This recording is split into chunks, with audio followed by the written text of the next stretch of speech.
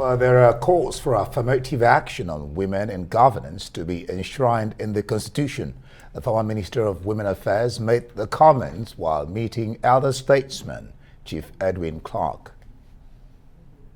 Women in Nigeria, you will find that we still have not found our voice.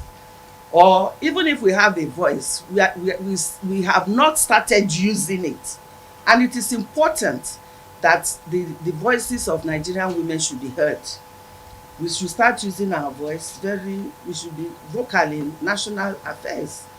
And the media, when they are discussing Nigeria, don't too always remember that women may have opinions. It could also be that women are shy. Maybe they call them, but because of their socialization, we don't want to be heard. But these women have decided that they want to be heard. You can't buy knowledge, you can't buy experience. If you want to talk about civil service in Nigeria today, you must invite her. So we are saying that we are prepared to support Mr. President. Once we believe that there's need to call a meeting, what do? We all will work together, both men and women.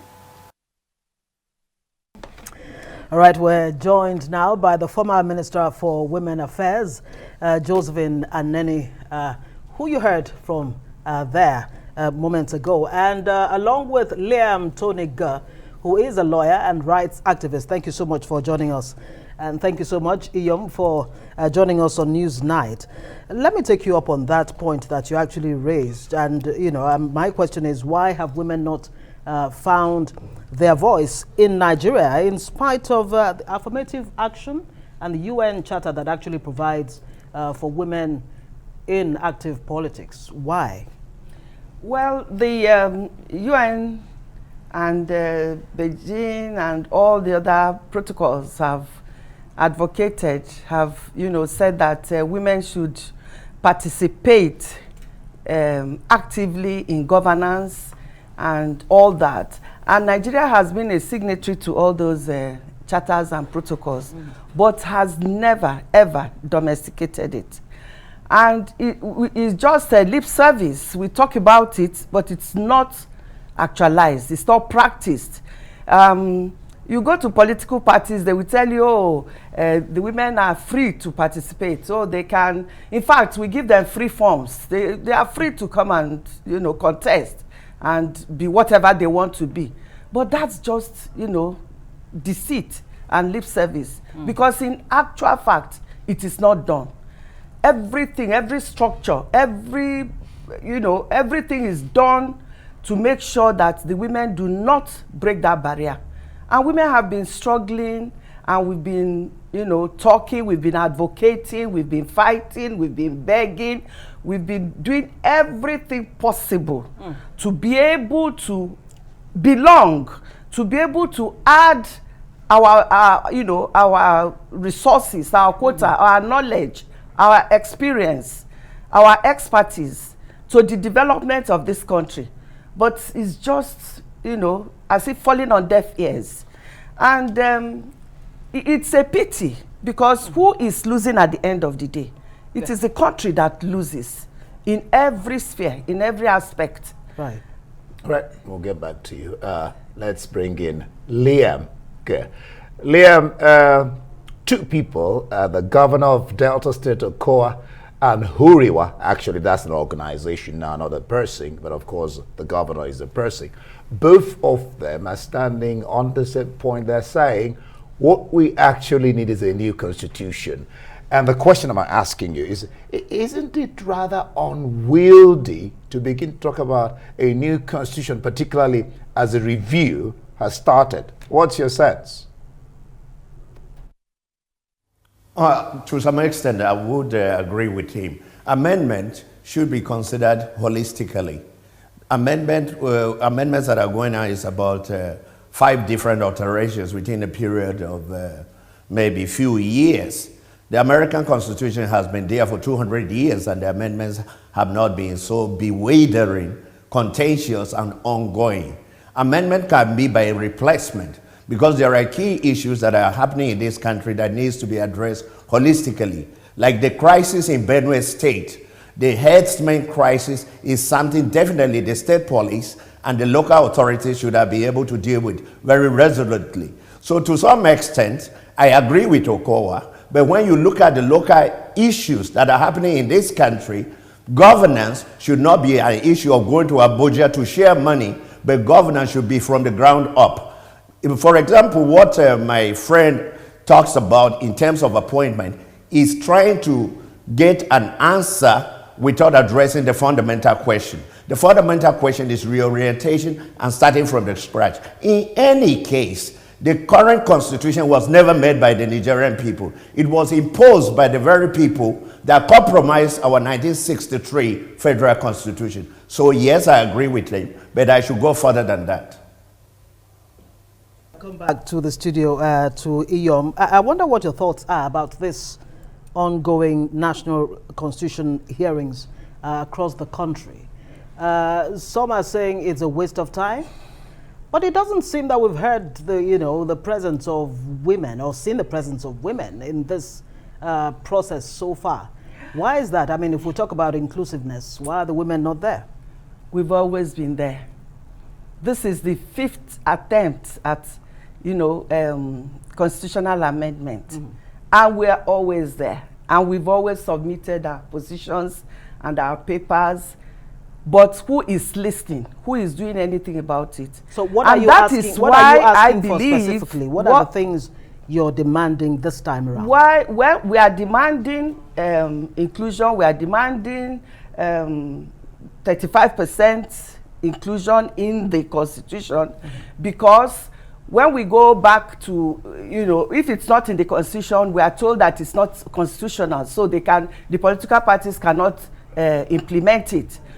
People cannot implement it because it's not constitutional. So we are now asking it should be put into the constitution. We are asking that more seats should be created in the National Assembly to bring in more women, so that when it gets to the issue of voting, for instance, at least we have more voices, we have more votes, coming from the women. We are asking all that. But let me tell you, my sister, all right. I'll keep you on pause there. I'll just keep you on pause. We'll come back from the break. You'll definitely make your point. In fact, there are issues I should raise with you. But you're still watching News Now. We'll be back in a bit, and we'll continue the conversation. Don't go away.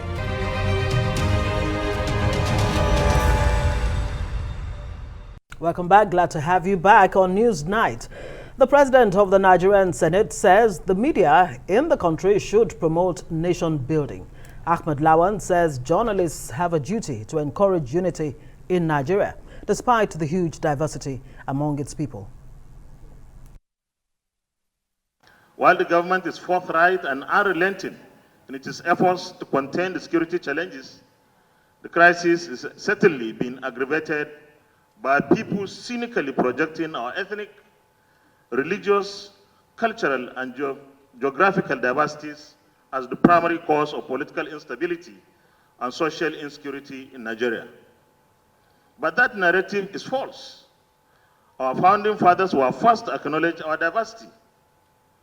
And some of us, or all of us here, may recall what the Sardauna told His Excellency Ledzik when they had their discussion, that we need to understand our diversity, recognize this diversity, and use them to promote our unity.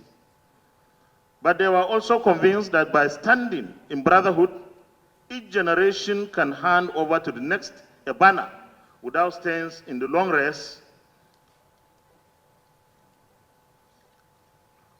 to building the great nation that they believe Nigeria is destined to be. I still fervently believe in that destiny. And in spite of the current clouds under which we are sailing, I urge every Nigerian to hold on to that faith. It is against this backdrop that I will challenge the media to affirm their faith in Nigeria and rededicate themselves to their role as the fourth estate of the realm. The Senate President there, Lawan. Well, still with us in the studio is former Minister of Women Affairs, Josephine Anenih, and of course, Liam Tony, who is a lawyer and of course a rights activist. This question is for you, Josephine. We were talking before we went on break, the affirmative action. Now the Deputy Senate President says it's been there all the time, even before this public hearing. But that the challenge is getting to the critical threshold where you can get the right number of women in power. Then it says, the ball is in your court, and that you people should talk to your representatives. Because even if it doesn't particularly get to that point where it gets passed. So how do you cross that hurdle? That's precisely the point I was trying to make, that all these constitutional review, as far as I'm concerned, is a charade. They are not serious. The people you want to change the constitution are the beneficiaries of the constitution, and they will not change it. I have gone on advocacy to the National Assembly several times, asking, for instance, there was a time I asked the last Senate, when they were talking about constitutional review. I said, okay, why don't we have one senator per state in the constitution? Let it be constitutional that every state should produce one female senator, at least one female senator. And they asked me, which zone? Oh, you want to take our seat? You want me to give up my seat for a woman? These were the questions I was being asked. And you cannot expect them to do that. So we now, Honorable Nkiru Onyejoshua has brought a proposal. It's okay. Sit on your seats. Provide 111 additional chairs for women to come in. We don't want to take your own seat. Sit down on your seat. Give us additional chairs. Just let us come into the dome. Let us come into the legislature and assist in making laws for the good governance of this country. Absolutely. That's what we're asking. Okay. And they are still fighting it. All right. And you see, okay, let them do what they are doing. But I bet you, we are coming to come here and you will find that nothing is going to happen with this constitutional review. Wow. All right, let's bring in Liam Ger. Thank you so much for staying with us. The Senate has actually come out clear today to say there will be no new constitution. Omo Agege, who is leading that charge, actually says it will require the amendment of Section 9 of the 1999 Constitution, for the Constitution to be totally discarded. That it would amount to, flouting the Constitution if a totally new Constitution is brought about. What do you have to say about that? Oh, interesting question. No matter how you travel a wrong road, it doesn't make it right.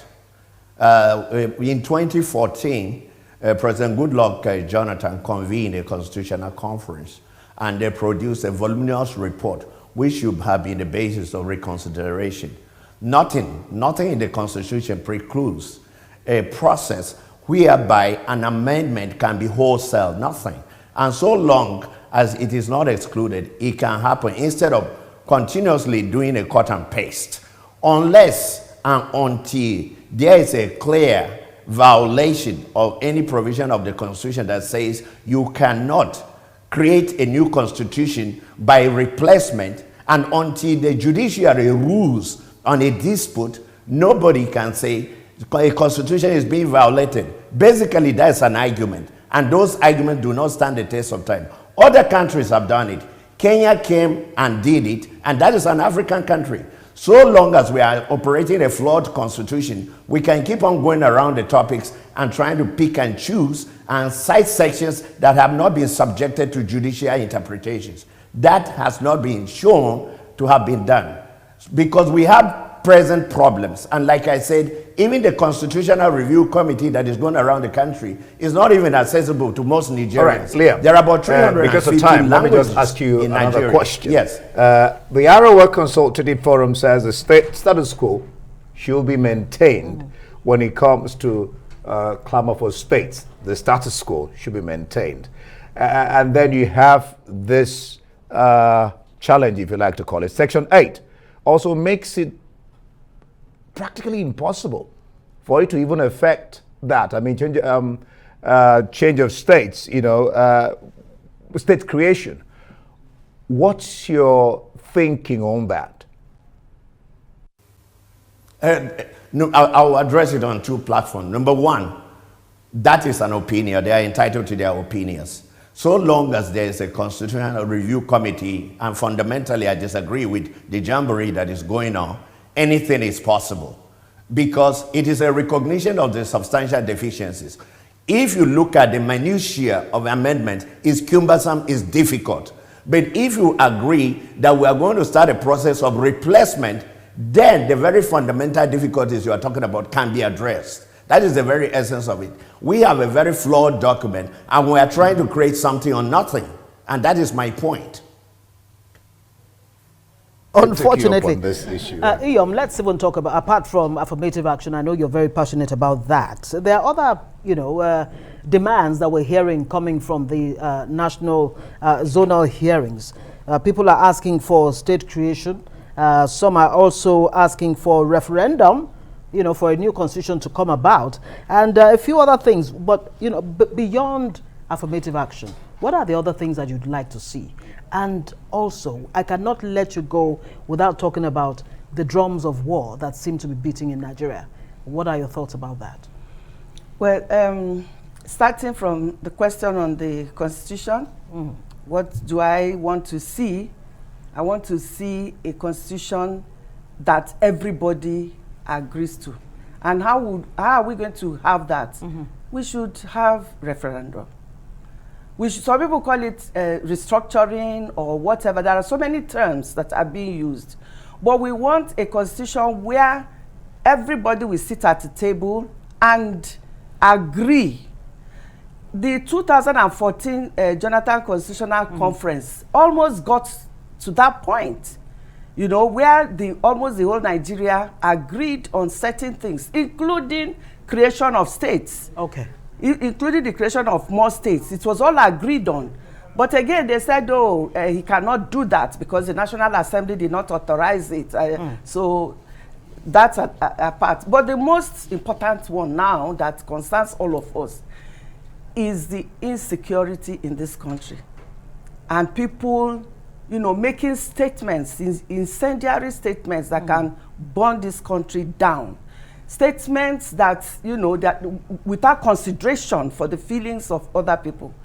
Everybody is a bona fide citizen of this country, and we have equal right to own this country. Nobody, no section owns this country more than the other.